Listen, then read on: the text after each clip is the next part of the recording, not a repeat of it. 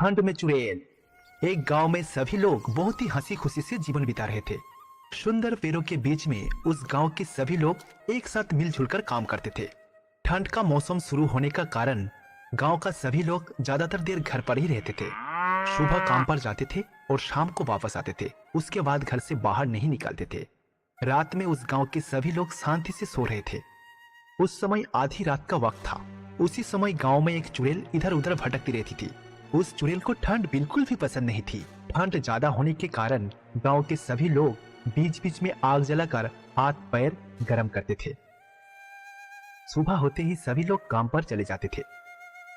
इसी तरह एक दिन उस गांव में बहुत ज्यादा ठंड पड़ते है। रामाराव अपने घर में बैठकर सोच रहा था कि उसे आग जलाना चाहिए। अरे बाप रे बाप, आज तो बहुत ठंड है। मैं स्वेटर पहनकर भी इस घर में नहीं रह पा रहा हूँ।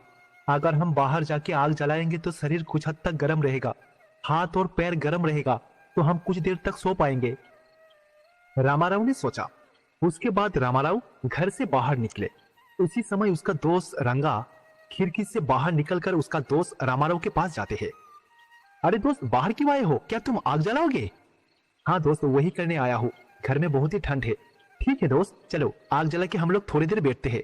हाँ दोस्त, इस ठंड में घर में रहना बहुत ही मुश्किल है। उसके बाद वो दोनों दोस्त आग जलाते हैं। आग जलाकर बैठकर दोनों बातें कर रहे थे। इसी तरह अंधेरा होने के साथ साथ वो चुड़ैल गांव में इधर उधर घूम रही थी।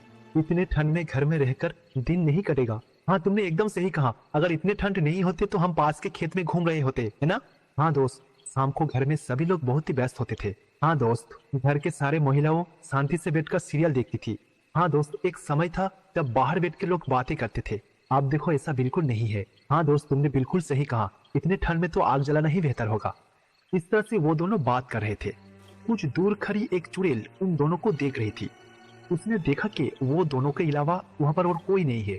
फिर उसने, अरे वो लोग तो यहाँ बहुत ही आराम से इस ठंड में आग जला के बैठे हुए हैं, पर उन्हें इस हालात में देख के मुझे बहुत बुरा लग रहा है। उन लोगों की ऐसी खुशी मुझसे बर्दाश्त नहीं हो रही है। अब उन्हें भी तकलीफ झेलनी होगी। इस ठंड में उन्हें भी मारना ही होगा। अब मैं उन्हें परेशान करूँगी।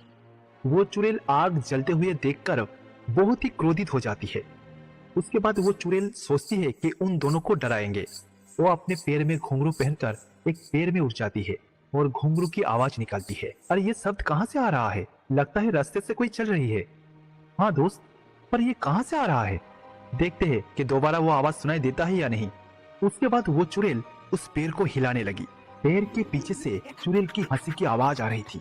उन दोनों को कुछ समझ में नहीं आ रहा था कि क्या हो रहा है। उसके बाद वो चुड़ैल अचानक उन दोनों के पास आ जाती है। वो दोनों उस चुड़ैल को देखकर आश्चर्यचकित रह जाता है। अरे चुड़ैल, यहाँ आने की तुम्हारा हिम्मत कैसे हुई? जाओ यहाँ से, भाग जाओ। यहाँ पे आग क्यों जलाए हो? बहुत ठंड लग रही है। हाँ, इसलिए हम आग जला रहा हूँ। आप हमारे गांव में कैसे आए? अब मैं तुम्हें दिखाऊंगी ठंड किसे कहते हैं। फिर वो चुड़ैल उन दोनों को हिप्नोटाइज कर देते हैं। फिर वो चुड़ैल उन दोनों को एक ठंडी जगह पर ले जाते हैं और एक पैर से दोनों को बांध देते हैं। कुछ देर बाद उन दोनों स्वाभाविक अवस्था में आते हैं। अपने इतने ठंड में हम दोनों को इस तरह से बांध के क्यों रखे हो? प्लीज हम लोगों को छोड़ दीजिए। नहीं नहीं, तुम लोगों के लिए ये ठंड ही बहुत अच्छा है, यहीं रहो। इतने ठंड में तो हम लोग मर जाएंगे। कृपया मेरी बात सुनिए, हम लोग को छोड़ दीजिए। तो फिर ठंड में मर जाओ। ये कहने के बाद वो डायन वहाँ से चली जाती है। वो दोनों ठंड सहन नहीं कर पा रही थी। वो दोनों ठंड के कारण कांप रही थी। दोस्त, इस तरफ तो कोई भी नहीं आता, हमें कौन बचाएगा? हाँ दोस्त, हम लोग यहाँ पर रहेंगे तो मर जाएंगे। ऐसी स्थिति में हमें सिर्फ भगवान ही बचा सकते हैं। वो दोनों दोस्त ठंड नहीं सहन कर पाया और वही मर गया। इस तरह से वो चुड़ैल उस गांव में बाहर जो भी आग जलाते थे उसको हिप्नोटाइज करके एक पेड़ के नीचे बांध देते थे और वो लोग मर जाते थे। इसी तरह से उस गांव में एक एक करके सभी लोग गायब होते जा रहे थे। गांव के सभी लोग बहुत ही डरे हुए थे। एक दिन शाम के समय लक्ष्मी नाम की एक लड़की खरीदारी करके घर जा रही थी। उसी गांव की दो लोग आग जला रहा था। उसके बाद उस दोनों के पास एक भयानक चुड़ैल आई। लक्ष्मी ये सब देख रही थी। अरे बाप रे बाप, ये डायन तो वो दो आदमी के पास जा रही है, तो इसका मतलब क्या उन लोगों को मार डालेगी?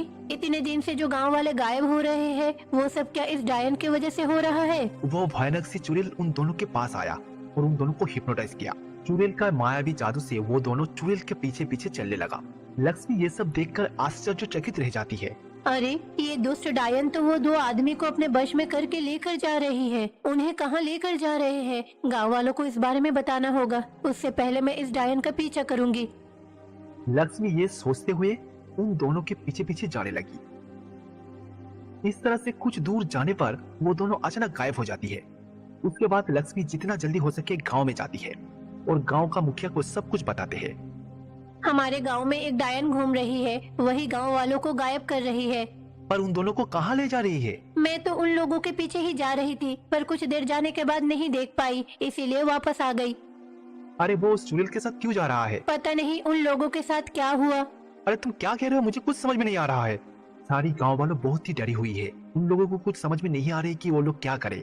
हर कोई सोच रही थी कि क्या करे। फिर लक्ष्मी के मन में एक विचार आती है। लक्ष्मी मन ही मन में, अभी अगर हम लोग कुछ नहीं करेंगे तो वो डायन पूरा गांव वालों को मार डालेगी। अब भगवान से हम लोगों को प्रार्थना करनी होगी। लक्ष्मी सोचती है, चलिए हम सब हनुमान जी से प्रार्थना करते हैं, वही हमारी रक्षा करेंगे।